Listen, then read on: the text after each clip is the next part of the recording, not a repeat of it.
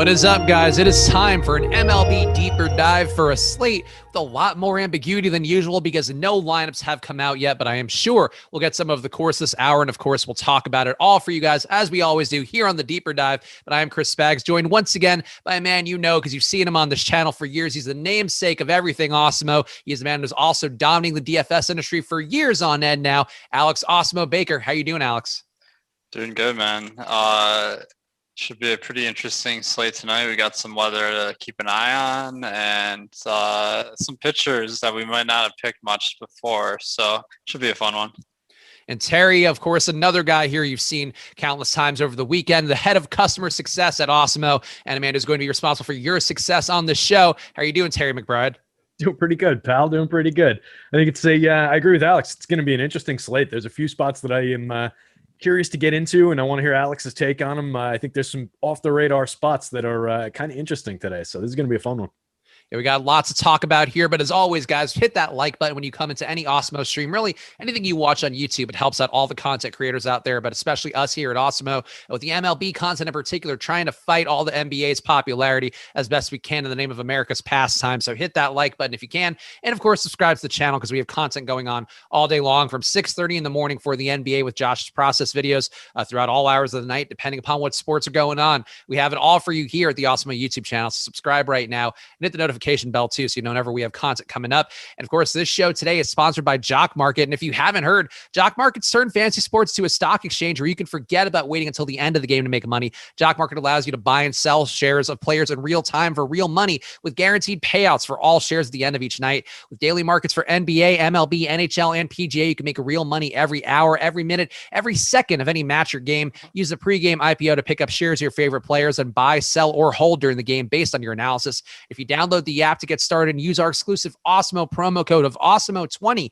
can get a $20 deposit bonus when you do deposit on there. And that is an exclusive offer only for Awesemo community out there. So make sure you go take advantage of it. Use that promo code Awesemo20 for a $20 bonus that you can honestly make. It's a 5x returns by the end of your night as long as you are paying attention. That is the Jock Market magic. So go play over there. And all the data that we're going to talk about on this show today, you can get for yourself as well at awesemo.com/join. You get an Awesemo Plus weekly pass for $29.95. And if you want, just get MLB data. Get an MLB weekly package for just $15.95 a week. But either way, stop guessing, start winning. Join Awesemo Plus today at awesemo.com/join.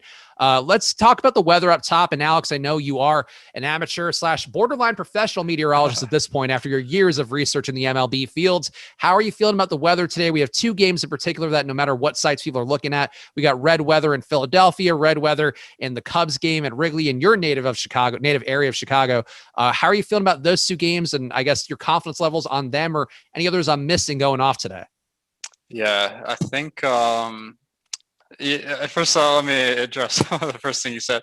I mean, like, to be an MLB DFS grinder, you have to know weather, like, to some extent, because like a weatherman can give you advice about what's going to happen, but at the end of the day, it's your money. So you gotta know how to do everything, like read a radar, kind of figure out the best sources, etc. So of course, we've been doing this for years, so that's how I kind of estimate my postponement chances. So I just looked at the main spots tonight where Philadelphia is facing the Brewers. I mean, we're 4 hours away from the first pitch. So this is a spot where you can't really use radar. We're just looking at the models, and they're saying it's going to rain like from 7 p.m. to like 4 a.m. So I'm pretty sure that this game in Philadelphia is not going to happen, which sucks because I kind of like Velasquez. But Chicago, I'm a lot less certain about. It looks like the weather approaching Chicago is a little bit more narrow, so then it might depend on the timing a little bit. That's tricky because it's going to be an hour after lock, so we're going to have to build our lineups not knowing exactly what we're looking at. So that could be one where we're going to have to be prepared to late swap a little bit. But overall, it looks dicey. I'll just say that, I guess. All the other games look fine from what I'm seeing. Terry, obviously Awesemo dug in pretty deep there. Alex dug in very deep there about some of the weather and how everybody has to just know it as part of their MLB DFS process. But just give you a chance, Terry, to chime in. Do you have any thoughts on how to handle these weather games? Because we have seen a few of them pop up. Some of them, the sites have been generous. That White Sox postponement a couple weeks, or I guess that was last week now. That was one where they were willing to unlock the players, let people get around that. But how are you handling for some of the weather risks, Terry, as you're building your profile on a day like today where we do have some ambiguity? Yeah, I mean, if that's going to continue to be the case, I think we can certainly embrace risk a little bit more with those games starting after lock if we're going to be able to swap out of them and all of that. So that takes a little bit of the concern away for sure. But games like Philly, this is one where I would typically be riding into around lock and trying to figure out the weather and where it was going, and embracing, all right, if there's a 20% chance that this is going to scratch, then yeah, I'll take that risk on. I won't really worry about it. But when we get up to a pretty extreme chance of a game scratching, like what Alex was just talking about, with sustained weather all night long, no windows of 2 hours to get the game into, it becomes a lot more concerning. So I'm not totally prepared to take it off my board just yet, because there are some spots in that game that I like, but that's kind of the way that I'm leaning and the way that I'm trending. I think we can safely eliminate that one. We've got enough spots to work with on the boards. So given that weather news, yeah, but the Cubbies game I would keep on the board for now. All right, so we'll talk more about the weather as we go. And if you guys have any questions, feel free to chime in on the YouTube chat or the premium Slack as well, which of course is part of all the packages that we have at awesemo.com, even the express packages. So get in there for cheap. If you want to just get access to that premium Slack, you can do that for yourselves now. But let's talk, as we always do to kick off the show, about some of the top pitchers on the slate. And this is a slate where we've had this happen a few times recently, but the stud pitching, maybe not the best up top. And I guess you do have one option that we could talk about first, who is a very talented guy, though in somewhat adverse conditions going into Angels Stadium against a talented Angels team. But Tyler Glasnow has the best chance of being the top pitcher on the slate today, it looks like. He's also going to be a stud pricing, though, maybe a little bit of a discount on DK because of the matchup here. But Glasnow, going back to 2020, had a 39% K rate. Going back to 2019, 37% K rate. Nobody else in the slate comes close to those numbers. And Alex, on this kind of slate where you have really such limited pitching options in terms of guys that we have had the track record of having gigantic fantasy upside, how reliant are you on Glasnow? How comfortable are you getting to Glasnow, given the fact that he's not as overowned as many of these studs usually are, but he is definitely one of the worst matchups we're going to see for a stud, at least, or we have seen in the last couple of weeks? Definitely. Yeah. I mean, Glasnow has been off the meter this year, 39% K rate over 37 innings, 1.7 xFIP. So he's been phenomenal. The Angels lineup is they're really a tough matchup for getting strikeouts. I have them with a team strikeout rate of 20% based on their projected lineup today. That would be about 20% less. Sorry, so it's probably confusing. So the league average is 24.5%. I have them at 20%, so that would be about 4/5 of the average strikeouts. So that definitely takes Glasnow down a notch, and they have a strong, a good hitting lineup as well. So I don't think that the spot's great for Glasnow, but it's just making him look like an average pitcher today. And that's kind of the category where if I like the stacks that are cheap, then he's certainly a great way to spend some excess salary. Terry, how are you feeling about Glasnow? Where again on Fanduel, a site that Terry's mostly playing for the most part, obviously looking at both sites as much as we all are doing here at Awesemo, looking at Fanduel and Draftkings equally. But Terry, you're playing one pitcher on Fanduel. Obviously, you want to get the best guy in there. It's as crucial there as it is really on Draftkings, if not more so. How are you handling Glasnow on Fanduel? Are you willing to go heavy on him? Are you feeling some reservations, like Alex is saying, just because there aren't a lot of strikeouts in this Angels lineup? Yeah, it's less that I'm feeling reservations about him, more the fact that I think he's going to be around the average tonight. He's got the best chance of having the outlier big game with his strikeout ability. It's just that, like Alex was saying, this Angels lineup is very good at limiting strikeouts. So far this year, the entire active roster is at 21.1% strikeout rate against righties specifically.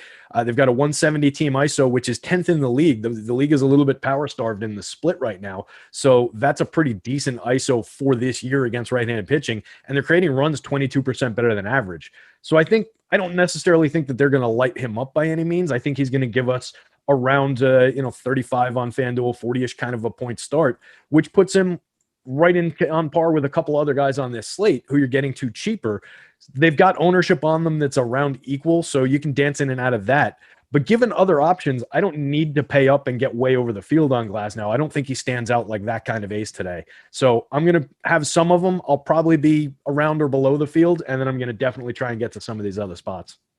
Yeah, it does seem like a spot. Getting with the field is a decent outcome here. Again, not too over-owned is Tyler Glasnow, just a little bit more ownership than his probability of being a top pitcher on today's slate, but still a guy that definitely in adverse conditions against the Angels here. Only 3 guys that strike out above league average in the projected lineup. Let's talk about the pitcher on the other side of this game too, because he's a guy that Greg and I debated a little bit on the MLB strategy show this morning, another part of our offerings here throughout the day for the MLB content. And Shohei Ohtani has been a pitcher we discussed on one of the other slates last week where he's still hitting in the field. He's also still pitching a good amount of innings, I guess is a relative number there, but still pitching some innings in each start. 33% K rate for him. You're not getting any credit for his production as a hitter in these games, but you are paying a decent price tag for him on DraftKings, and I guess on FanDuel, maybe a different debate. But Alex, how are you feeling about Ohtani in this spot where he is so over-owned according to the top pitchers tool that we have today, about twice as much ownership as he is going to be the probability of being a top pitcher today. But his strikeout stuff has been really strong, a 33% K rate for him. He's had difficulty with just keeping the ball over the plate, I guess, a 1.96 whip so far. How do you handle Ohtani in a spot where he does look very over-owned, but you know the upside is there for him to get some strikeouts? Yeah, I mean, the Ohtani's been fantastic. It's just the pitch count that is a little worthy of caution because he's gone around 80 pitches in all of his outings. So that's what I'm expecting again today. The one thing I'm seeing is his strikeout rate of 37% this year looks a little bit fluky.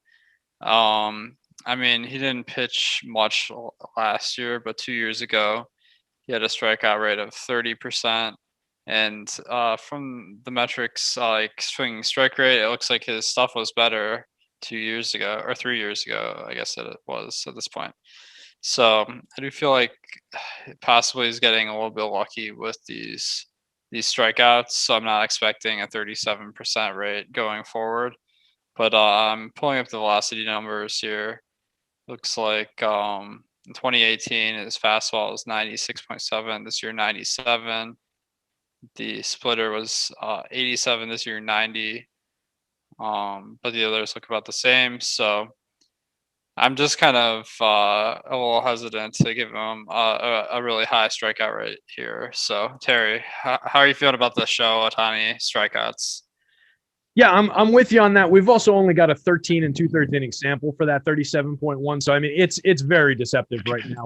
If you're going off the box score, he is a talented guy. He came over as a premium arm from Japan, playing on both sides of the field. So, excellent track record through Japan, being a strikeout artist over there. I think he's priced appropriately for the projection I get on him. It's just that I don't trust the length. 3 starts so far this year. He went 5 innings the last time out.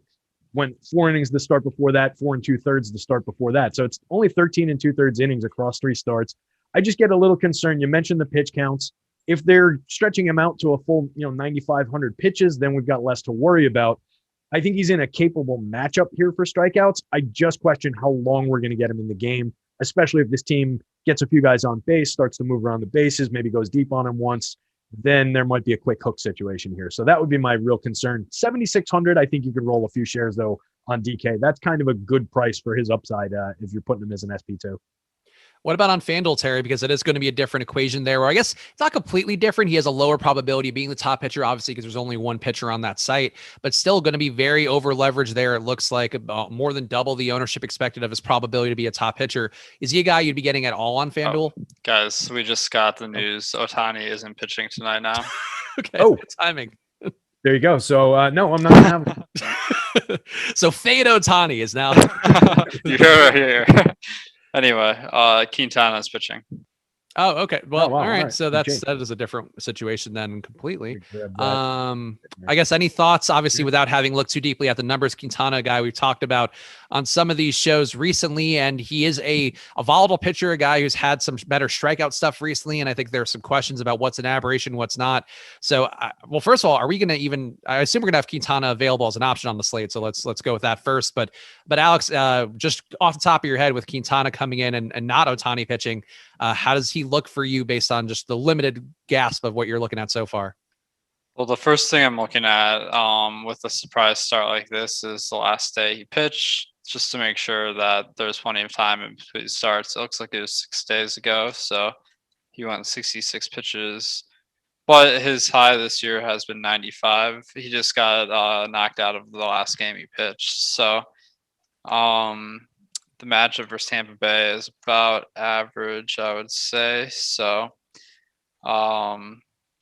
Quintana's strikeout rate this year has been 27%, which is a little bit above average, pretty solid numbers. So I think at 7K he's in play.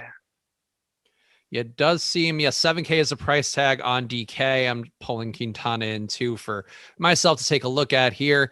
And it does seem, the matchup gets a little better for a lefty going against Tampa Bay. Like Ohtani, I think we were talking about him, and the claims that you're making for Ohtani's upside was really based on Ohtani. If you're going against a left-hander for Tampa Bay, they do have 7 guys who strike out above league average against lefties in their lineup. I think Quintana would be in play maybe, the ownership probably won't get as high as I think we would have had for Ohtani. Quintana, Terry, I feel like is a play that looks pretty lively here. 28% carry rate of the last season and change. Certainly that number you could point to as 2019 numbers, 21% K rate since that period on, but still has shown some strikeout upside, is playing a Tampa Bay team that doesn't hit lefties that well. I think this could be an okay spot for Quintana now that we know he's pitching. Yeah, it's definitely a better matchup for a lefty. Of course, we saw Quintana get a little chalky the other day as an extreme value play on a shorter slate. I don't think that's going to be the situation here. Like you were just saying, I think he's definitely going to be lower owned than where we would have had Ohtani. Tampa Bay this year, active roster striking out 29.8% of the time against left-handed pitching, only a .146 ISO against lefties so far this year. It's about middle of the pack. Creating runs 2% better than average. Nothing really to sweat there in the split. So yeah, I think it's a better matchup. I just get concerned about Quintana in general. He's not that 26.8% strikeout guy. He's not that 29.3 that he put up in 10 innings last year. We've got a track record with this guy. He's around league average in terms of strikeouts. I do think there's some upside for the price at 6,700 on Fanduel, 7,000 on DK. I just don't know that you need to go there, and there are other inexpensive options that I think I probably like a little bit better. So he ranks out, like I popped him into my model, and the projection dropped by about 8 points from where I had Ohtani in a FanDuel projection. So I've got Jose Quintana coming up with a 25.08 FanDuel projection, which puts him around the middle of my board. All right, so there you go. So there's a surprise new pitcher there to throw into the mix, and one that we'll give you guys an update to in the top pitchers still and all that runs to see if we get anything on Quintana over the course of the show. But let's keep going through the rest of the pitchers on the slate. We got some other guys who are in, I think, comparably decent spots. So we talked about the weather in this game, but Walker Buehler against the Cubs, another pitcher who projects fairly well today. Definitely have that weather risk that we mentioned earlier in the show. So let's put that aside for now. Obviously, check the weather closely on that one. But Buehler's numbers over the last season have sort of trickled down in a way that's not the best. A 27% K rate for him over the last season and change. Going back to 2019, he had a 29% K rate. His home run rates also jumped up to about 4%, a little bit over that from a 3% home run rate going back to 2019. Definitely some troubling things, I think, to point to from Buehler, but he's pitching deep into games by Dodger pitcher standards and going against the Cubs team with only 3.6 implied runs for them. So, Alex, how are you feeling about Buehler as a pivot to some of the other guys that we talked about, and in particular, a higher price class now? I think Buehler, he's been having a really strong year so far, 25% K rate. The price is pretty high, so the matchup versus the Cubs, they got a decent lineup, not a great one. So let's say average in pretty much every respect here from the matchup. So I'm willing to take some shots on Buehler, but I don't think it's a great spot. The one thing I'm sure everyone's going to be thinking about is the weather here. So I know there's a lot of people that worry about the game starting, and then there's a long delay and the pitcher doesn't come back out. So I think if this game does have his first pitch as scheduled at 7 p.m., that would be a likely outcome. But I feel like I'm kind of watching this radar simulation. It looks like it's going to start raining around 7:45 to 8. So I do feel like it's kind of likely they delay the game and start it at 9 if the current weather trends hold up.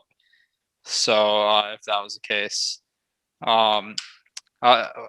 it's tough because we won't know if there's a delay or not by lock. But I'm willing to give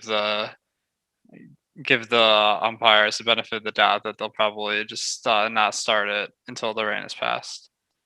Terry, how are you feeling about obviously weather issues aside, which Alex is doing a great job covering people out there who are going to be more inclined to worry about the weather than perhaps a lot of us will be, just, mitigating all the exposure and all of that. But Buehler, how are you feeling about his prospects here, taking weather out of the equation, where he's going to be a little bit higher owned than a guy like Tyler Glass now because of the matchup on DraftKings, but on FanDuel, you just have to choose one anyway. So how are you feeling about Walker Buehler in this spot?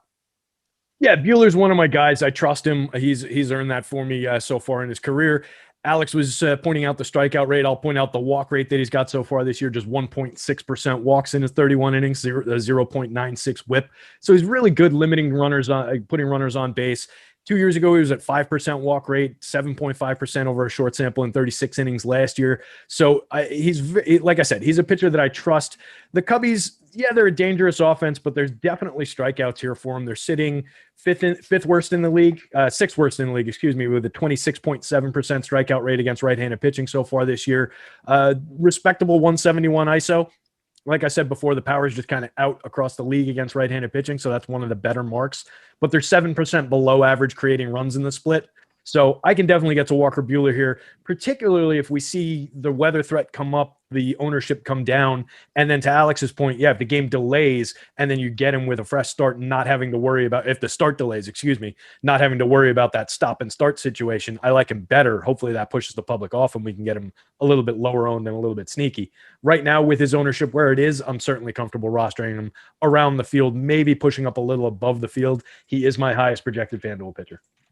So let's go to a guy that I had a little bit of debate with Greg earlier in the show on the MLB strategy show, Kenta Maeda. And I think there are some numbers for him over just this season that Greg was pointing to that are showing some signs of, I guess, him not looking great, but obviously very limited sample size to start this season.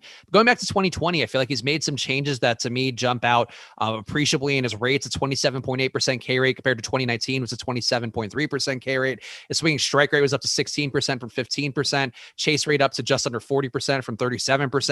I think Maeda is a very strong pitcher here going against a Texas team that's starting to hit better, largely because of Adolis Garcia having a lot more upside. And I think adding some more pop to a lineup that desperately needed it. But Maeda is a guy I'm concerned with the leverage score on the top pitchers tool that we have, where on DraftKings he does seem significantly overowned, but on a slate, which is just lacking in strikeout stuff, Maeda's been pitching almost 6 innings per start this year, getting good strikeout numbers, Alex. I feel like Maeda is one guy that I'm always afraid to go against the top pitcher tool or the boom bust tool for other sports. But I think in this spot, I do want to be with the field on Maeda just because I think he's one of the better strikeout guys we have. Yeah, the one thing is he hasn't shown it this year. So he has 18% K rate over 5 starts this year. So that was down a lot from averaging around 28 to 29% over the last 3 years. So that's where we kind of go in and look for more details. So looks like the velocity is all about the same. So I'm not really seeing any meaningful change. Maybe his fastball's down like half a mile per hour or something. But the swinging strike rate is down a tiny bit as well.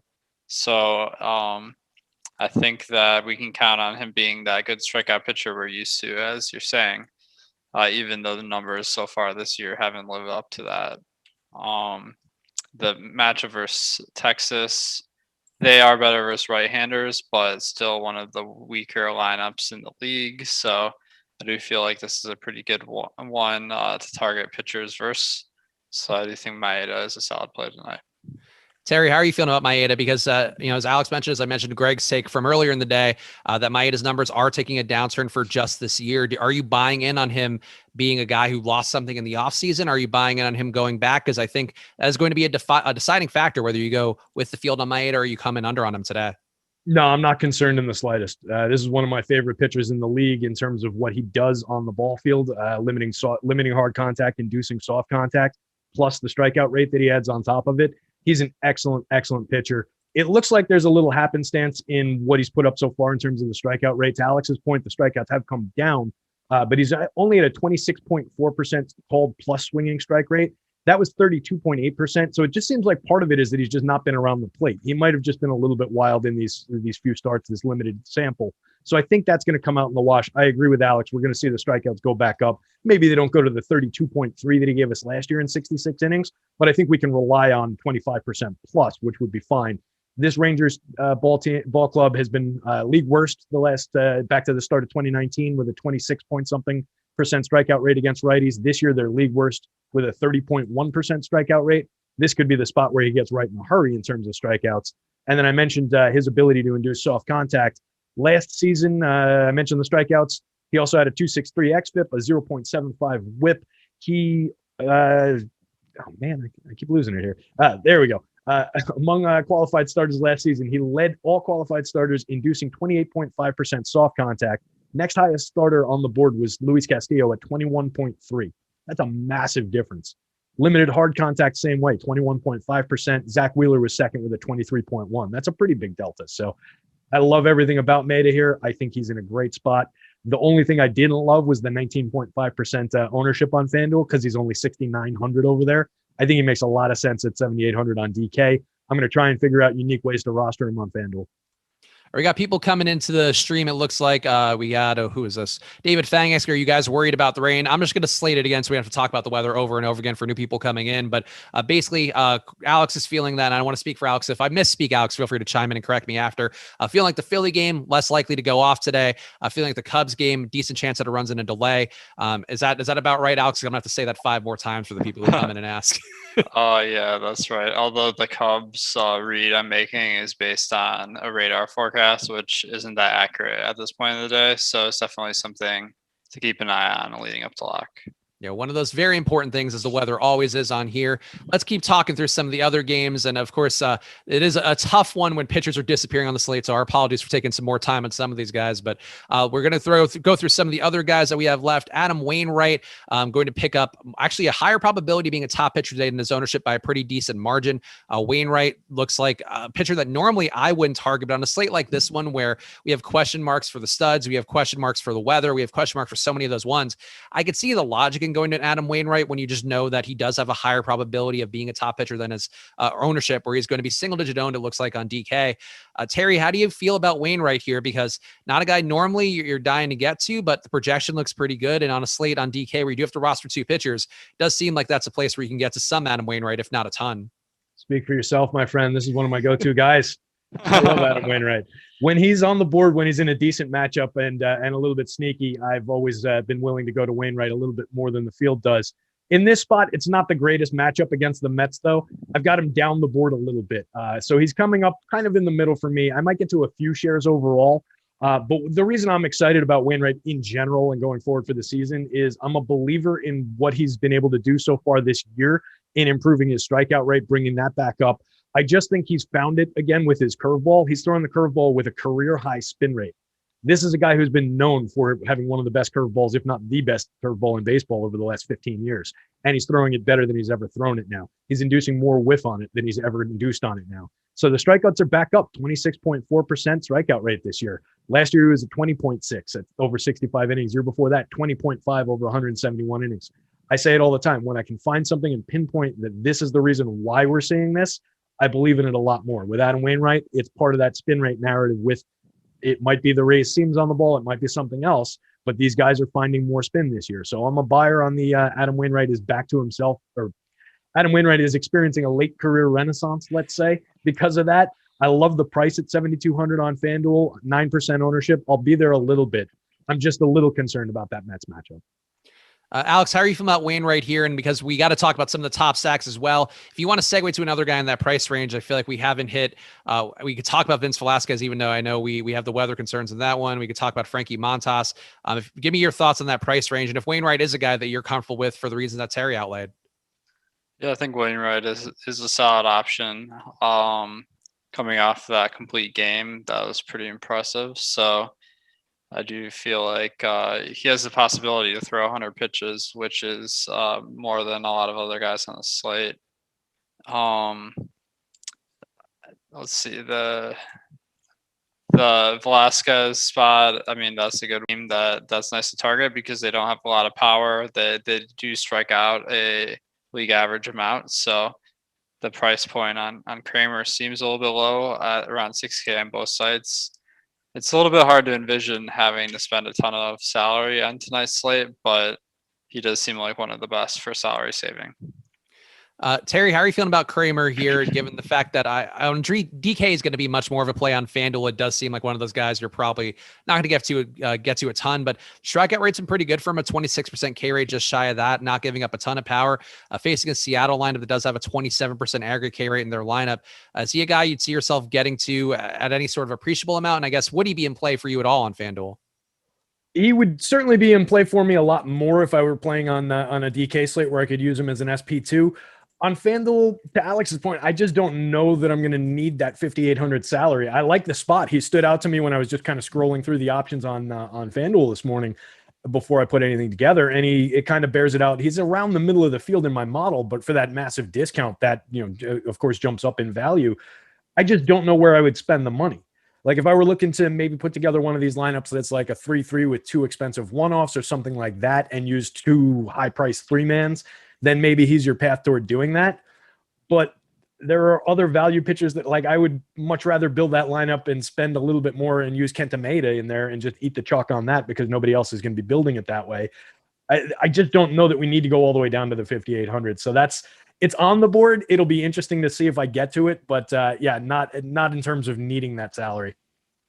And I think the last plays that we have to talk about here, you could sort of make cases for some of these other guys, but not the best outlays here according to the top pitchers tool. But the value pitchers on DK seem like they're worth addressing real fast. You have Daniel Lynch making his first major league start here for Kansas City, a guy who has been sort of a middling pitcher based on what everything seems to indicate from minor league baseball so far. Not overwhelming strikeout stuff, mediocre projection. We also have Miguel Diaz, who's going to be pitching today for San Diego. I think sort of an unknown pitch count for him as well, though. I think the hope is that you get 3 to 4 innings out of him based on what some of the reports we were looking at earlier on the strategy show. But both guys, Alex, 4K flat on DK, and both guys certainly can hang in long enough maybe to have a useful day that opens up higher priced bats.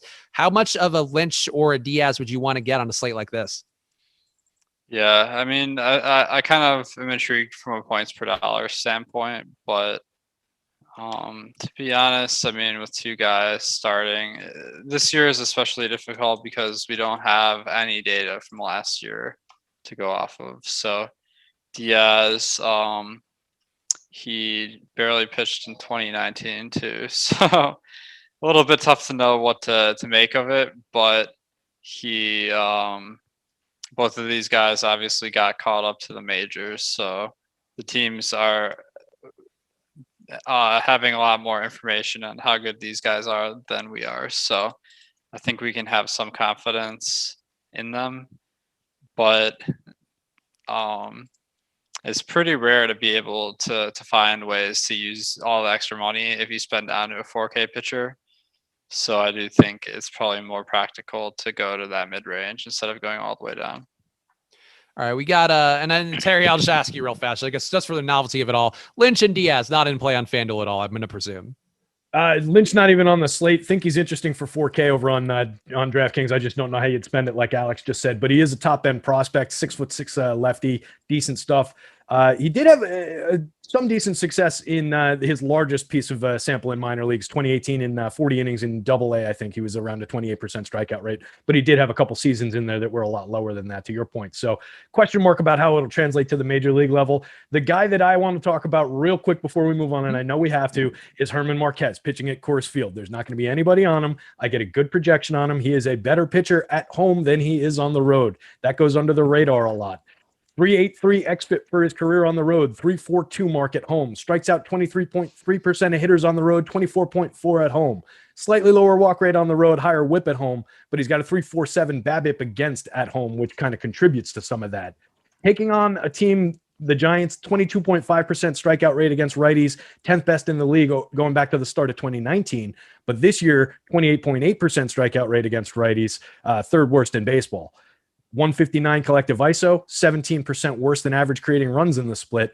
I like the spot for Herman Marquez with nobody on him. All right, there you go. So there's one more play to throw in the mix. And actually one case, normally I would say we'd probably point to home road splits, not the most useful stat. But in this case, when you are pitching better at Coors, certainly a cosign on something interesting going on there. Let's keep going through here. And I would do money time here normally, but the ownership projections are still not reflecting Ohtani being obviously being ruled out here. So they are free today for you guys. So the money time is for all day long for you all. Go check out the free ownership projections. I'll actually drop a link in the chat right now if you want to check them when we do get an update. I'm sure there'll be one coming through soon, but check those out for yourselves here. The money time is in your hands now. So feel free to check those out. And Ohtani not going to be the chalk now, obviously, on both the sides. Spags, I can update this for us. Like, okay. We can have money time. I figured it was a good okay. Just give it a few minutes here. All right, so let's do the Awesemo Hall of Fame then while we wait for the ownership to update, and we'll do a little money time. We'll make sure we get all the things we have to get in here. But the Awesemo Hall of Fame, if Tyler ready? All right, he's pulling it up right now. We have to make sure to have everything done right here because it wouldn't be an Awesemo Hall of Fame if we didn't treat it with the respect that it deserved. But the Hall of Fame, one way for you to get in on your own part there, go to awesemo.com/avatar, tweet your wins at Awesemo Hall of Fame. If you finish in the top 3 in a tournament with 5,000 people or more, you can win a free month of Awesemo Plus Platinum. So there are a lot of ways there for you to get some free memberships. All you have to do is be really good at DFS, and you can be even better at DFS. Wow, what a win-win. But here's one for Joseph Whalen, taking down first place and some tournament here, 1,050 for him, adding Pascal Siakam to his jersey collection. So this must have been from yesterday then. Nice day for Pascal Siakam. Nice day for Joseph Whalen. We got some other guys here. We got Tom, our CEO, Tom here, making the mix. Everybody, all of these employees getting in the Hall of Fame, and Tom is no exception. $15,000 win in one tournament, 4,000 in another on FanDuel. So just a cosign here. Some of the brain trusts that have created, along with Alex and Eddie, our founding team here, some of the tools that you guys know and love, doing well for our ownership as well. The Sunday NBA SWAT, another win from Shy Bears, 1985. And again, it's not the size of the win here for Shy Bears. This could be everything that made him want to play DFS every day. That's what we care about seeing here. And second place for somebody winning 125 can mean as much as somebody winning $5,000 in another tournament. So we are very happy for Shy Bears that it's all part of that journey. Continue getting better here at the Awesemo Hall of Fame. We got Clue Carge, DFS, stealing nickels. There we go. Another nice win for him, $400 in the nickel. Alan Phillips, another Hall of Fame member, getting that Awesemo colored jacket on the afternoon slate for some of the baseball tournaments recently. And in our last one here, we got Boo getting $100 win, third place on there. Good enough as well for that free month of Awesemo Plus using the Awesemo avatar. So if you want to join the Hall of Fame yourself, tweet at Awesemo HOF and make sure you have the Awesemo avatar from awesemo.com/avatar. All right, let's get back to the slate and let's see if the ownership come through yet, Alex. Let's see. It might take another minute here. All right, so money time can wait. Let's go. Let's talk about some of the top stacks, and we'll jump back to ownership when that's ready to go. But the top stacks today, it does look like the Dodgers, a team whose weather fate is currently in question, currently looking like the top stack on the slate. The ownership not going to be quite as high, and this is a spot, Alex, where I have to assume you would feel like it's probably worth going to the Dodgers in the hopes that the weather concerns drive that game down. And if the game does go off, you have a team that has a 1 in 10 chance here, a little bit higher than that of being the top stack on the slate. Yeah, that one is going to be one of the trickiest of the slate, obviously. So I do feel like if it's delayed, that should reduce the ownership. You are playing a tricky game if you end up going with it because unlike the other night where you were able to swap off a game after it was postponed, if they started in a delay, you wouldn't be able to do that. So you're gambling a little bit. One-day games are more likely to get postponed, so that's kind of in the back of my mind. But I do think there's a better chance that it'll play given what I'm looking at now. So I think it's a situation. I know I think it's EMAC also say this, but you want to either go all in or all out. So like you don't want one-offs from Dodgers and Chicago. You just want to either stack it or not have anyone because it really sucks when like all of your guys except one are scoring because it pretty much makes it impossible to get first.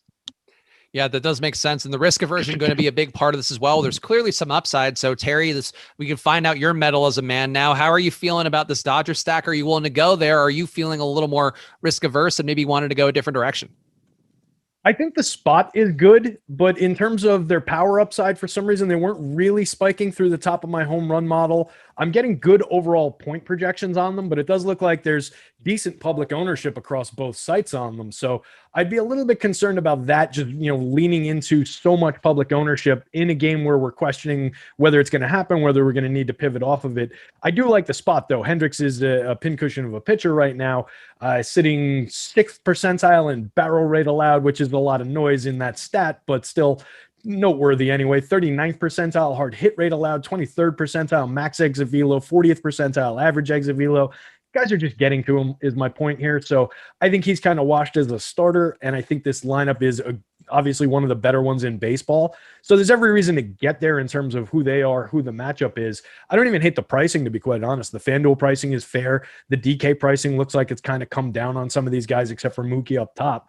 So there's a lot of good reasons to get there. It's just, if the public ownership is there, if the game's in a little bit of a more of a state of flux as we get toward lock, it might be one where I start looking in other directions, because I'm not as excited about the Dodgers today. Or maybe there's just other spots that I like, I guess I should say. Also, I know Alex answered this question in the chat, but A. Dean with the super chat, we appreciate it, asking if Ohtani is stretched from the game completely or does he still hit? And if so, will the sites change it to where he can accrue hitting DK points? That is something right now where I would expect that's not the case, and certainly don't pay that pitcher salary in the hopes that he does hit. But obviously keep an eye for it. We don't have that confirmed Angels lineup yet. It has not been said that he's been scratched overall, but definitely you're not getting the credit right now. So they would have to put a notification out. I actually assume there'd be a notification on the app telling you at this point in the slate. I mean, the way it works is, like, if you have them at the pitcher roster spot, like, you can only get pitching statistics and vice versa. So, but right now he's not pickable at a batter spot. If he becomes pickable, then you should expect it to count. Yeah, it looks like the way all the beat writers are phrasing it is he got scratched from pitching, but they haven't said whether or not he's in the lineup at all. So, but yeah, to Alex's point, if you can't click him, then it doesn't matter. There we go. We got the ownership updated thanks to our own Alex here on the show, the kind of VIP service you get watching the MLB Deeper Dive. So let's flip the hat. And somebody in the YouTube chat was saying that Alex just wants me to wear dumb hats. Have no fear. I'm wearing the dumb hat regardless. And in fact, Alex just wants to put his own dumb hat on it. So we can all represent money time equally here. And I feel like I've been wearing this one for the baseball shows because I feel like it's like more of like a team baseball style hat. It's classic. Yeah, you didn't give me the heads up, man. You got to be ready. That's what money time's all about. The variability and the keeping everybody on their toes. But the top 5 owned plays. And again, the ownership projections are free today. So money time here, not as special as usual, but hit that like button, guys. And of course, check out the ownership projections for free today. Our free premium tool from Awesemo.com. Number 1 on DraftKings, Tyler Glasnow, 30% expected ownership. Number 2, Christian Yelich on DraftKings, 30% expected ownership as well. Number 3, Jose Quintana, now up to 29%. Number 4, Walker Buehler, slightly lesser, 29%, rounded up. And number 5, Kenta Maeda at 26% on FanDuel. We now have Trevor Story at number 1, 35%. Christian Yelich, number 2 on FanDuel as well, 33%. Number 3, Fernando Tatis, 32%. Number 4, Bryce Harper at 27%. And number 5, Mookie Betts at 27% rounded up. So no pitchers in the top 5 on FanDuel is kind of interesting. And Quintana taking big jumps up. It actually looks like Quintana is now going to be the chalk pitcher on FanDuel as well as on DraftKings. So given that color, Alex, I know we talked about the pitchers in the top half, but give me your quick thoughts on Quintana now that he does seem like he'll be the chalk of the day. Well, I do feel like the ownership probably isn't going to be super accurate at this point, but I don't hate the spot. Let's see, he has that decent matchup versus Tampa, but I think that you can probably do better if he is the chalk pitcher. So I'm going to be keeping an eye on the ownership projections because he definitely isn't really a good enough pitcher to warrant being that high owned. All right, Terry, give me your thoughts on Quintana, and if you can, segue it over to the Tampa Bay Bats now, because as we talked about, it is going to be a different situation for them. And if you get a chalkier Quintana, have you gained any interest in Tampa Bay throughout this process? Knowing that he's going to be that widely owned, I might. I'll have to take a look at that. I was just looking at his career strikeout rates because we touched on that before, and I was saying that I don't think he's going to continue these heavy strikeout trends that we've seen. And going back before last year in that small sample when, like I said before, he was 29.3, this year 26.8. His career high was in 2017. He hit a 26.2, but every other year he was 20%, 21, 21, 20, 21, 19. That's who he is. So he's not this high-end strikeout guy. I think there's a lot of noise in that right now. I'm not going to be too excited to get to this spot as a pitcher. So if the whole field's going there, I'm happy to leave him alone. I don't really see that one. I agree that it's a decent strikeout matchup. But we talked about what we're going to do with that money. Like if a lot of people are coming off Kenta Maeda at 6,900 on FanDuel and going to Jose Quintana to save $200, I will load up on Kenta Maeda shares. As for the Rays on the other side of this one, they didn't change dramatically when I swapped the pitchers in terms of where my projections were. A couple of the lefties came down a little bit. The lefty power marks came down a little bit, but they're still around an average projection stack, I would say, in my model here. And the prices are right. So if you want to throw them as contrarian against a heavily owned pitcher, if he does spike up like that, then yeah, I think that makes some sense. Alex, how are you feeling about the Tampa Bay stack? Obviously, the lineup should change around a little bit. And this initial lineup that was going to be going against Ohtani, maybe more lefty heavy than the one we'll see today. And I think could increase the quality of the lineup a little bit more than what we talked about. But Tampa Bay is still not a high implied total here. We'll see if that line moves. But how are you feeling about their potential as a stack that might have been under the radar, but now they are a very decent leverage against the chalk pitcher?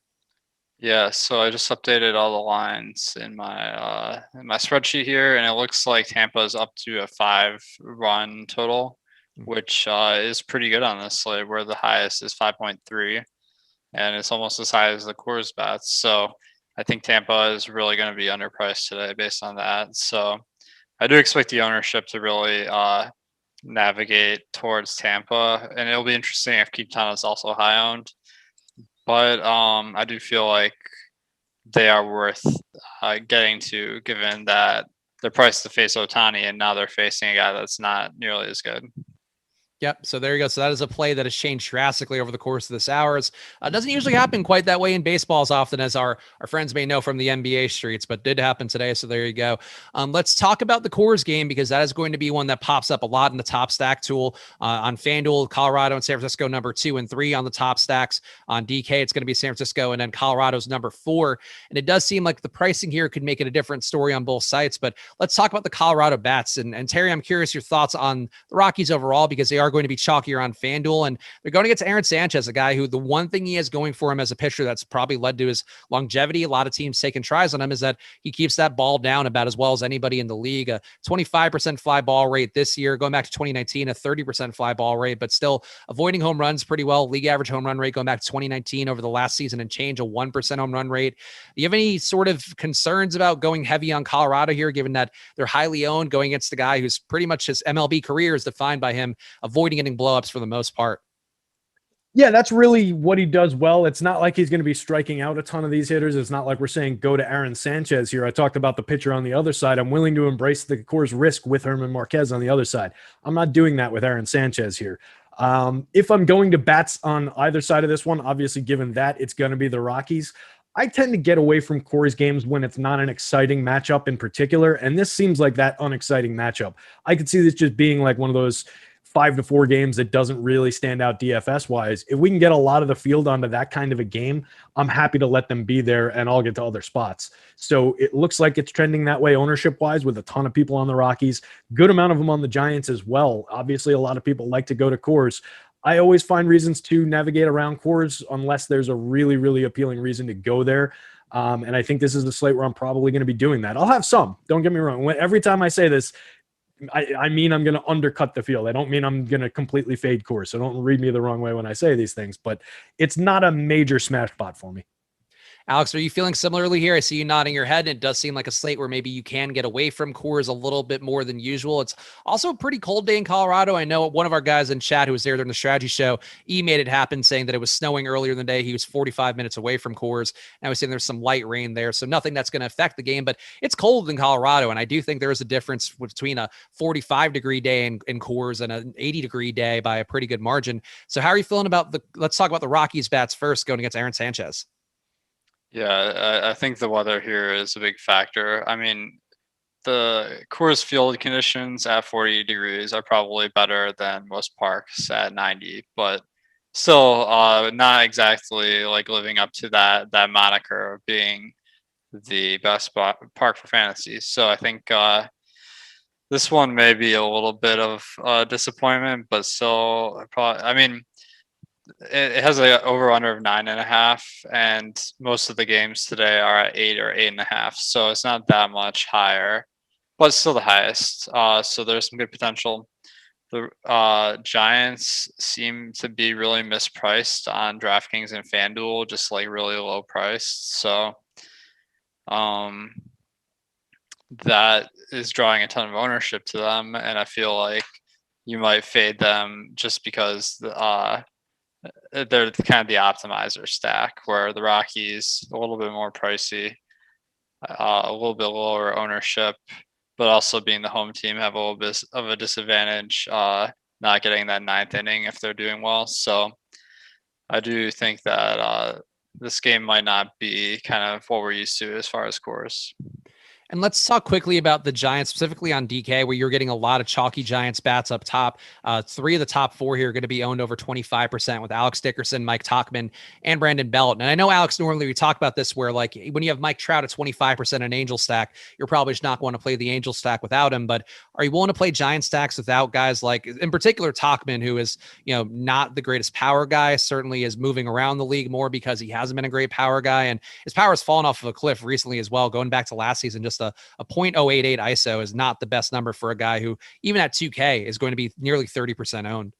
I mean, we might not have Mike Trout, but we got Mike Tauk. So honestly, like, he might be the one guy on the Giants that makes a lot of sense because he is 2K on DraftKings, and like sometimes just having that batter that's obscenely cheap will help you like complete your lineup. So that would be someone I consider as a one-off, because like I'm assuming there's no other player at his position, which you got Duggar at 2,100 in the 8-hole, but not as good of a hitter. Okay, so you are kind of upgrading your lineup for if you're going to that punt play. So it depends on what the lineup is. We're speculating at this point, but a 2K outfielder that Spags second in cores, that would be hard to ignore. Terry, how are you feeling about Tauchman here? And do you have any thoughts on how you'd handle if you were playing on DraftKings, the 25% owned top 3 out of the top 4 hitters for a Giants team? I know they're going against Marquez anyway, so you're not going to like him as much naturally because of that. But how would you want to handle the Giants on DraftKings? I would. So I'm intrigued by the 2000 as a one-off and just kind of plugging it into just, all right, I'm going to grab a hitter here and then I'm going to build my my 5-man stacks elsewhere and spend my money appropriately. So from that regard, yeah, he's interesting there. The rest of that roster, as far as the high-owned guys, the lefties here, I don't really need to get to an Alex Dickerson or a Brandon Belt in this spot at that heavy ownership. I prefer the Marquez side, like I said. If I was rostering Giants, I might grab one of those guys and then look to like Buster Posey, Wilmer Flores, Evan Longoria, solid professional hitters, maybe even a Brandon Crawford from the left side of the plate, who are going a lot lower owned and are at fair prices. I think that's the way to stack this team if you're going to go to it, but it's just not one of my preferred stacks for the night. All right, let's keep going through some of the top stacks and hit that like button, guys. We appreciate it a bunch here. The show has been throwing more curveballs at us. Not to you, I guess, honestly, I'll say it's intentional to use a baseball pun here, but so many curveballs left and right, sliders even, I'd say. So maybe even a slurve or two in the mix, but hit that like button here because this is no screwballs. No screwballs. Of course, we don't like, or knuckleballs either. Really, just traditional pitches is what we're sticking with. The top stacks, though, there are some teams that we haven't hit on yet, and I think we can hopefully burn through a few of them here. But Cleveland, a team on DraftKings looking appropriately owned for the most part, but does stand out to me. Pretty decent situation for them, decent pricing as well. I feel like, Alex, that would be one of the teams that I would point to. Obviously, the top stack, still backing them up as well with the top 3 ranking. Do you have any specific thoughts on Cleveland or any other stack that you consider to be a higher priority one on DraftKings?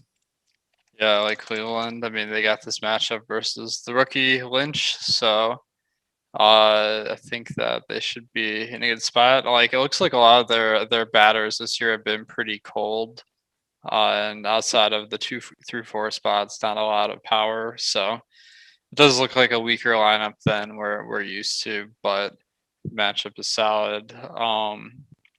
Let's see who I'm looking at here. It looks like let's see, Toronto is really popping out in our leverage.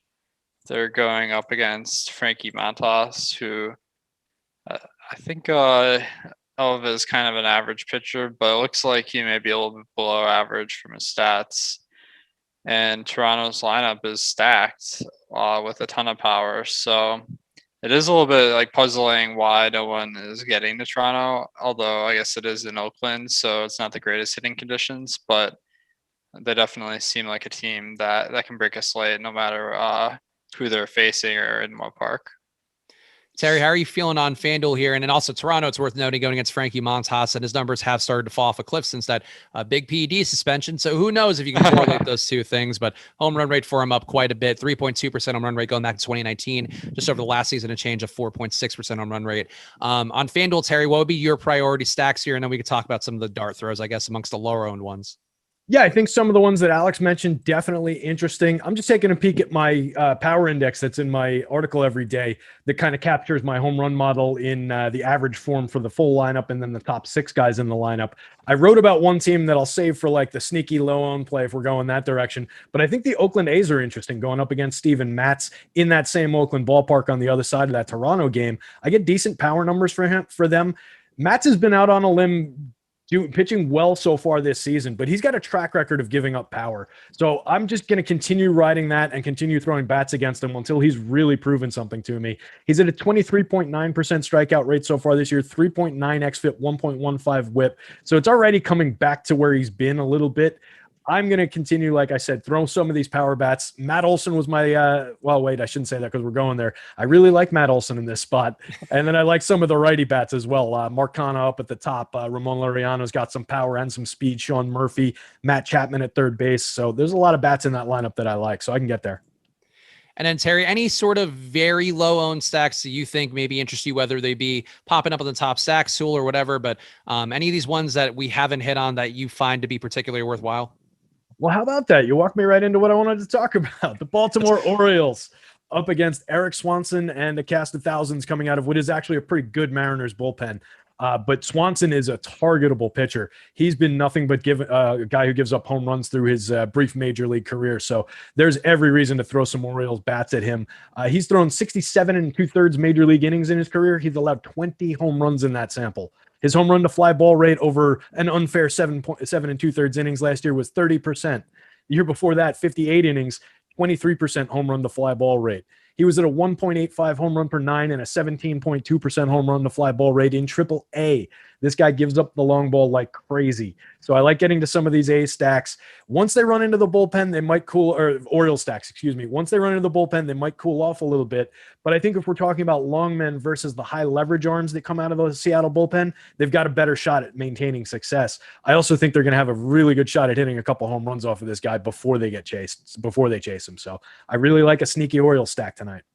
Yeah, Swanson, a 7% home run rate going back to 2019, actually a little bit higher, 7% over the last season and change. So not the biggest sample size for that recent run, but yeah, Swanson definitely a guy who's been hit hard in the major leagues. I'll throw out the Angels as a team that I'm intrigued by for 3-man stacks. So there's just no ownership on them at all. And I think having enough glass now, as I anticipate I'll have, I would want to get to some Angels here. And you're not paying that premium of a price either for guys like Anthony Rendon and Jared Walsh, who both have had really good results against righties. Trout, obviously, you're still paying that premium price tag, but Alex, do you have any thoughts on the Angels here, just as being a leverage option that's going against 30% of the field? That's going to be a tough matchup against glass now, but these do have some quality hitters who've definitely had better days against equally good pitchers. Yeah, I don't hate the idea there because of, Glass now, he has a history of not being great with control, although I think that his control this year has been better. So I think there's potential. One thing that sucks about the Angels lineup right now is I don't think you can pick Ohtani. So that's just one less good bat that you can fit in there, but I don't mind taking a few shots on him. All right, Terry, I know you wanted to get your home run picks in, and I feel like we haven't been hitting them every show, so I'll do a better job making sure we get these in, because I know, Terry, you want all the laurels and credits for your home run picks. So please give us who would be your choice to hit a dong today. The lefty matched up Matt Olson from the Oakland A's, who I just talked about. Definitely my home run pick. So if we're recapping, I like Herman Marquez pitching at Coors. I like the Baltimore Orioles, and I like a lefty home run. So you're going extra contrarian then. That's fair. We respect it here. Alex, how about you? Who'd be your home run pick for the slate? I always like picking a home run pick from a low-owned stack. So I'm looking at the Blue Jays here. They got so many good power hitters, but I'll go with Randall Grichuk. He's had a 200 ISO this year, should be batting in the middle of the order. Hasn't had great contact, but that's not going to help us get a dong if he gets on base. So he seems like a good boomer bust guy. I'm going to take Randy Arozarena against Jose Quintana. I feel like this is a situation going against a lefty for Arozarena. He has been raking, obviously not the biggest sample size, only had 60 at bats, 63 actually against a lefty, but 351 ISO in those at bats, 9.5% home run rate in a park that allows more power than people realize. I think that Arozarena is the one that blows up Quintana's day. Make sure to follow at Awesemo DFS, follow at Digital B21, follow at Chris Spags, follow at Awesemo_com. Appreciate all you guys for watching, and stay tuned. We got a bunch of content coming up, including me on the tip off on another stream. So I'm going to go run over there now. We appreciate you guys. Have a great day. Good luck.